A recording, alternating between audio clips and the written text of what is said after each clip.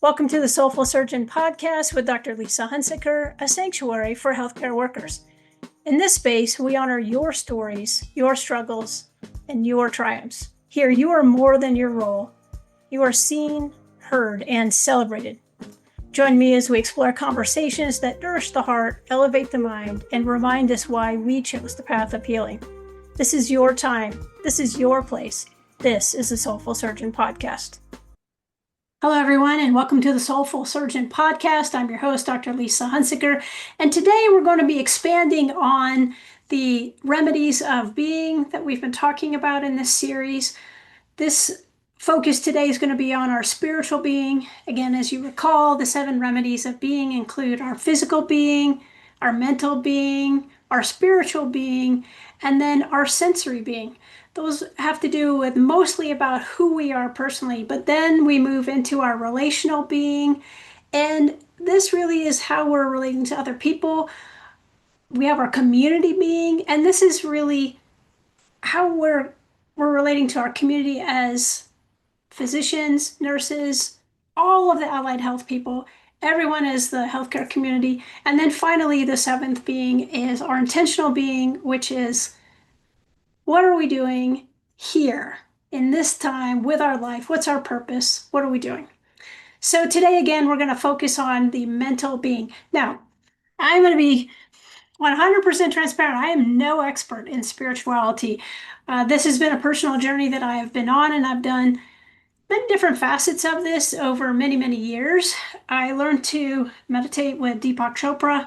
Gosh, that was back in, I want to say 2002. And so that started me on my meditation journey, and I have come in and out of meditation.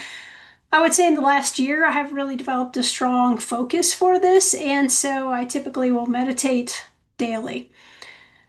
What I want to focus on today is talking about spirituality, briefly a little bit about religion, kind of what's the difference, and also what is mindfulness and how is that in play as well. And then I'd like to talk a little bit about what we can do to expand our spirituality and really help with our overall, our journey of who we are and where we want to be and what makes us happy. So the first thing I want to do, I want to talk about the definition of spirituality. Now, this is from the dictionary, right? So quality of being concerned with the human spirit or soul as opposed to material or physical things. Now, this is the definition of religion. It's the belief in worship of a superhuman power or powers, especially a god or gods. And so I feel like a lot of people think that spirituality is religion and religion is spirituality. And I think that both can be involved with each other, but in many cases may be exclusive of one another. And you don't have to be a certain religion to practice spirituality and vice versa.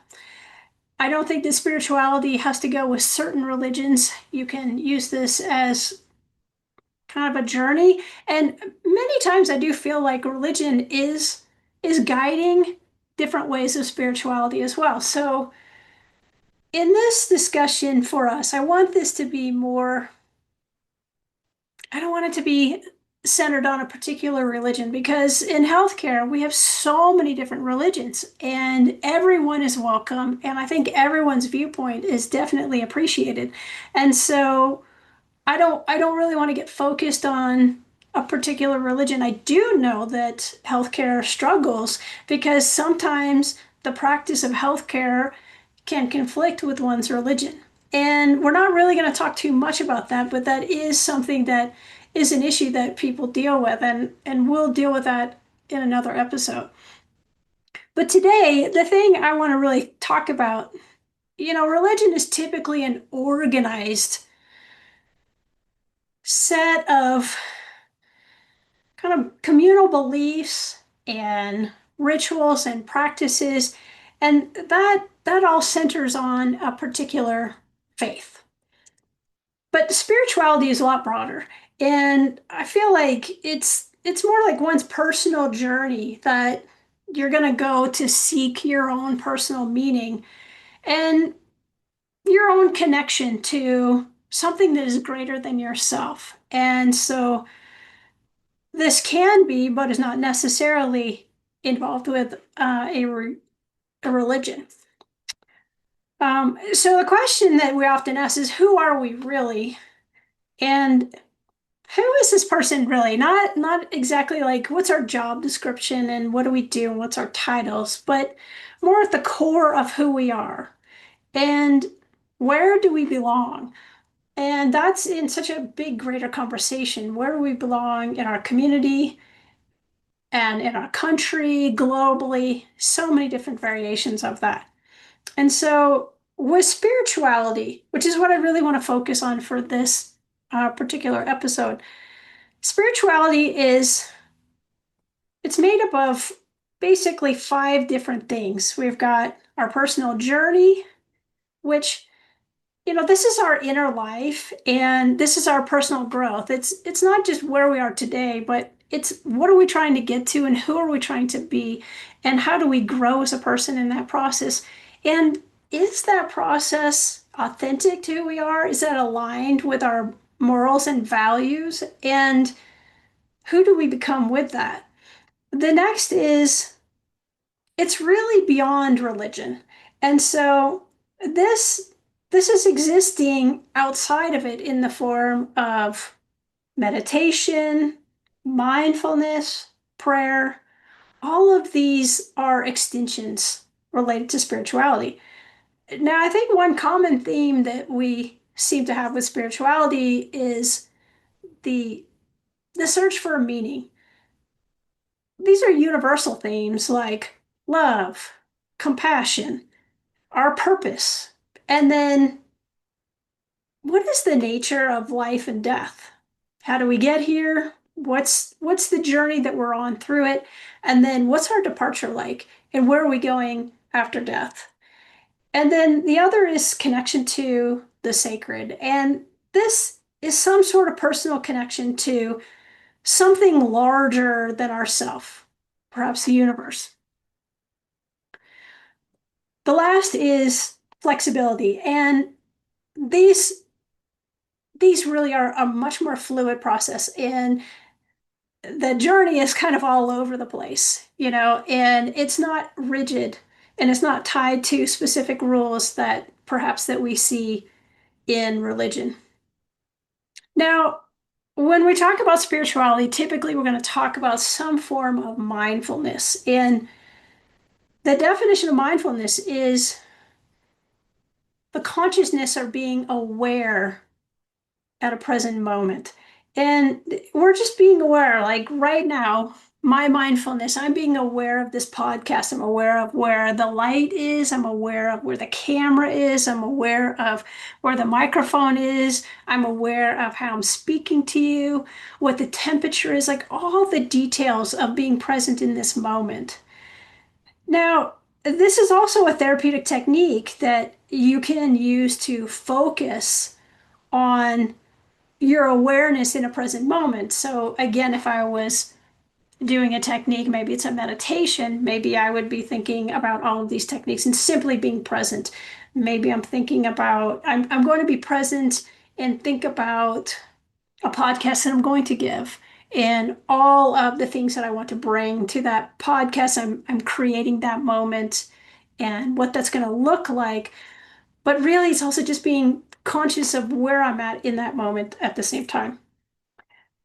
I think the thing with mindfulness that is really interesting is being aware of your own personal beliefs and emotions and thoughts in that moment. And one of the things I think, having done meditation for a very long time, sometimes meditation is great and you can get in and you get to the point where you want to be and you want to do all the things that you want to do and you're out and you're like, wow, that was a really great meditation. But then there's other times where you get hijacked by your thoughts. And so mindfulness is a great thing about, well, coming back, you have these thoughts and they're intrusive, but going back to simple things like breathing, taking slow, deep breaths in and out, bringing yourself back to the moment. And I think that helps us because when we do that in a time of safety, right? We're sitting here having this podcast and everything is great. But then when we're in a situation, perhaps at work, and something is going on and it's very high intensity, and all of a sudden you're hijacked by what if, what if, what if, and you feel yourself shaking and you're short of breath, getting back into, okay, I'm going to slow my breathing down. I'm going to be present in this moment. I'm going to bring all of that down and then I'm going to move forward. Take the deep breath and then go and go do what it is that we do so well. And then when you come out of that, do that same breathing and really come back to the moment of like, okay, we're safe again. I can bring my emotional shield down. Whew, that was really difficult, but we're not locked out of that moment. It allows us, I like to think of it like a dimmer switch of, you can put your shell up for a short while and then bring your shell down. And it's not a light switch where it's always on or always off. We just need to be able to modify that depending on what the situation is calling for. And, mindfulness is, this is really important, the non-judgmental awareness of the present moment. And these are practices and techniques, but really non-judgmental because a lot of times you can get really frustrated with what is happening? Why am I doing this? And then you go off onto this tangent of, well, this happened and this person did this to me and they meant this and I think they're trying to do that.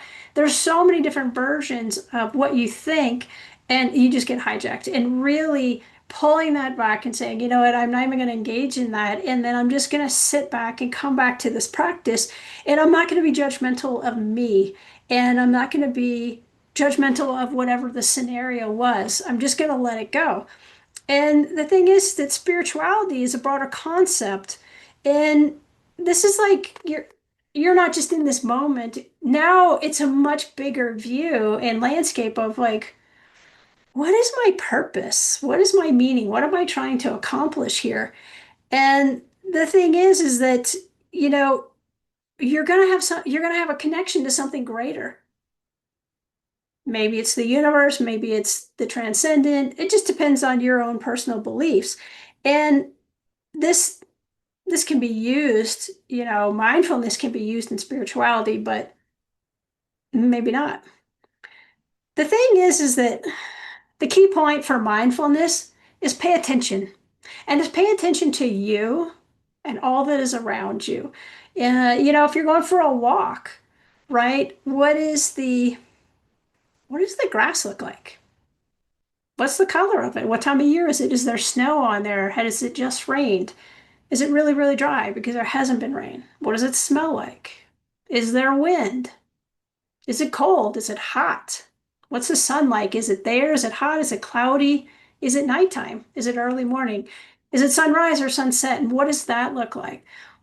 All these things are moments that we want to be mindful of and we want to be present for because we're missing them. And all of these many times are fabulous that we're just so busy, right? We get up and we get dressed and we get ready to go and we hop in the car and then we drive to work and then we start doing our thing. And then, you find out by the end of the day, like all these other things have occurred, but we weren't necessarily present because we were doing our job. But sometimes it's almost like this movie reel that's going on and on and on. And, we're not even part of it. It's just like we're being swept along. And so this is really trying to bring us back into it, have some control over noticing where we are and what we're doing.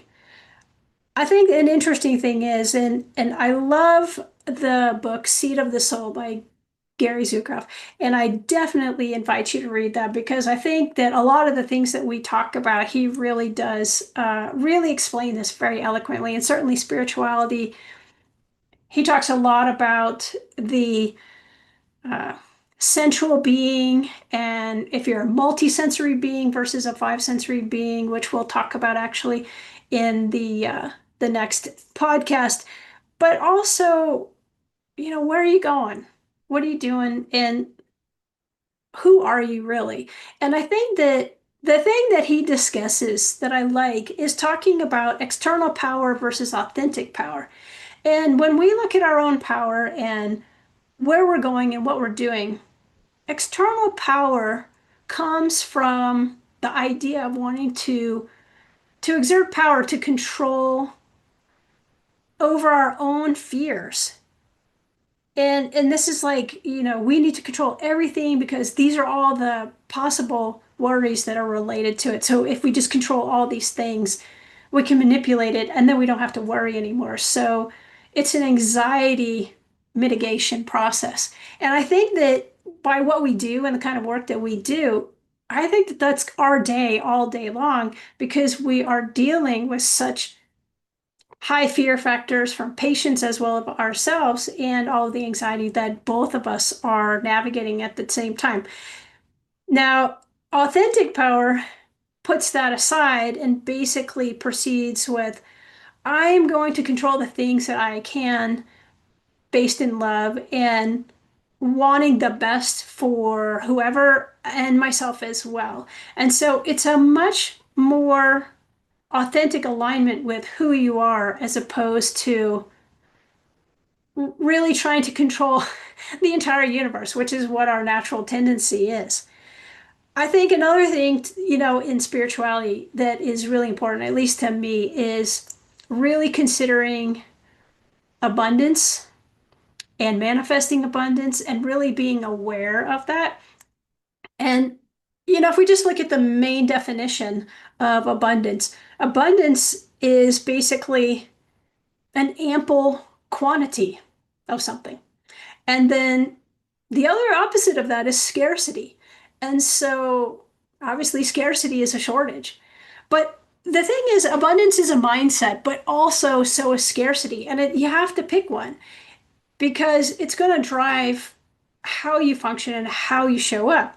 And so, we think about this. I like to talk about energy. And, a saying that I've said for a long time is energy flows where attention goes. And so if you're focused on one thing, that's where your energy is going to go. And if you focus on abundance, then that's what you're going to start manifesting. But if you start focusing on scarcity, then what we end up doing is we manifest negativity. And, when we look at us and how we interact with each other and we interact with our patients, there is a lot of negativity. And if we can be in a totally different mindset, then I think we're going to show up differently for ourselves, for our colleagues, and also most importantly for our patients as well. So the things that I like to do when I think about abundance, well, the first thing you have to do is you have to really define it, redefine it, or define it if you've never done it before. What does that look like for you? And I want you to go to that place and think about what abundance looks like to you. If you could have anything you wanted, whatever amount of time, money, whatever, the thing I think we're searching for, and I love Kathy Heller. And if you've not run across her, she has a great podcast, but she also has a great book called The Abundant Life, and it talks about abundance as well. But really, what she talks about is that we're actually searching not for those things. We're talking about what those things give us in the way of feeling, and that's truly what we're trying to get to. So if I could have that same feeling and something completely unrelated that I never thought of, maybe I would pursue that because I'm actually trying to get to that feeling. And so we really want to get familiar with what we really want and really what we want to be, what we want our lives to be, what we truly want to be doing, and then what feels really good inside, what makes us feel like we're doing the right authentic thing for us. Because, maybe you're actually practicing medicine in some way and it doesn't even feel right for you, and you want to leave medicine, but you can't. And so there's this internal conflict. It might be that you're working in an area of medicine that you don't necessarily enjoy and you want to leave and move to something different, but you're stuck in that role for right now. And so you're working and you're working, but you're in this conflict. So really trying to figure out, paint that picture, just take some time. You can even pause this podcast right now for just a moment and then just think about if you could wave your magic wand, you could be anywhere at any time doing anything with whoever you wanted for however long as you wanted with really no restrictions, what would that be? Think about that. So the next thing is developing gratitude. And I think this is something that has been personally, honestly, I think life-saving for me because I think we're so busy and we're go, go, go, go. We take so much time in this process of going and doing and being healthcare workers that we kind of forget that there's so many really great things that we have in our life. And so I like to do what's called a gratitude list. And I like to start my day with that and I like to end my day with because it really allows me to set the tone. And the more that you're grateful, the less hostile that you're going to be. And despite all these other things that are going on in our world, we still have these core things that are really, really important to me. So, like, for example, my day starts off with me being grateful for my good health, my safety, my happiness, my amazing marriage, to my wife, Krista, and for my son, Kai. But I also say, you know what? I'm really grateful for both of their good health, their safety, and their happiness as well. And I'm also grateful for the relationship that we have. And so, like, you have to make a point to really think about these things because these are amazing things. And when the world gets really ugly and you're drowning, these are your life rafts that are always going to keep you afloat. Now, the other things I think about, right? I'm so grateful I can do amazing things. I like to drive race cars, and so I race. I'm a scuba dive master. I love being underwater. I'm so grateful to have the opportunity to go and explore and just be completely immersed in the ocean. I love that. And so I'm very fortunate and grateful every day for that. I'm grateful for my really good friends. And I'm also grateful for the health and safety of my extended family and my friends. So these are all the basics. And then anything that's really special that's come up, you've got to put that down and say it. You got to keep saying it over and over again. And then, when you end your day, I typically will say those similar things, but then I'm going to talk about in my mind to me about what I'm grateful that the things that went great and maybe things that didn't go great. Maybe they weren't as bad as they could have been, so grateful for that. But grateful for the ability to just put my head down and rest, and grateful for sleep because that is what's going to restore me and it's going to wash my brain and get me ready for the next day. So this is going to be a very personal experience for you, and you will have to do this and really determine what's important to you. But when you get into the times where you're just barely hanging on and it just seems life is just punching you in the face over and over again, you have these things that you really can connect to and say, you know what, this is more important than all these other things. And so I want to just, I want to keep reinforcing because it's a habit, right? And it takes a while for you to get used to doing it. But once you do it, you really, you reset and reorganize your brain into a way that it just makes it so much more easier to do what it is that we do because we have all these wonderful things that we can focus on despite all the difficulty that we have at work. And, for me, the next thing is to meditate daily. And I think you just have to be patient with yourself, and it's a journey. And like I said earlier, there's days where it is easy and there's days where it's really hard, and it just depends on what I'm dealing with. And I personally like to do it first thing when I wake up. And I like it because it's before my day gets going and it's busy. And many times it gets hijacked because, in the past it's been, dealing with kids. And fortunately, my son is off to college. And so that's not necessarily an issue, but certainly work. I like to go and work out as well before I go to the office. I try and get my core things done that really care for me done before I walk out of the door, before I start my healthcare provider job, because there's so many demands and it just gets hijacked. And I need you, I need you, I need you for here. And now there's a surprise. And now we have to go to the OR emergently. We weren't planning on that. So everything kind of goes awry. But then, you know, you can meditate at the end of the day. The problem I find with that is that I fall asleep. You're so tired, you're mentally and physically exhausted. And so, if you're doing a meditation that is particularly dedicated to sleep, where the intent is to help you fall asleep, then I think that that's fine. But I do think setting time aside somewhere in your day, but preferably in the earlier part of the day, or if, depending on the timing, if you finish, if you're doing an early shift and you finish kind of early afternoon and you kind of wind down to help unwind your day, that's totally great too. And so just do whatever works for you. But again, give yourself grace with that. Sometimes it's really great to meditate on a guided meditation. And so that means there's someone talking and they're describing what they want you to focus at and think about and visualize in your head. Sometimes there's music. I find that those are often the most helpful when, I'm really wound up about something and something's bugging me. And it allows me to just focus my thoughts on the person's voice, the music, the content that we're really working through and paying attention to. So that's a great opportunity to kind of help when you have hijacked thoughts or you're particularly upset about something. But there's great times where you can just do it all by yourself and you can meditate, even if it's for a minute, just go to the bathroom, go to your office, go anywhere and just be quiet for a minute. Take some deep breaths in and then visualize something and work on something that you want to work on and focus your thoughts in a certain way. And that will help bring all of your stress and anxiety down and get you ready for the next layer of your day.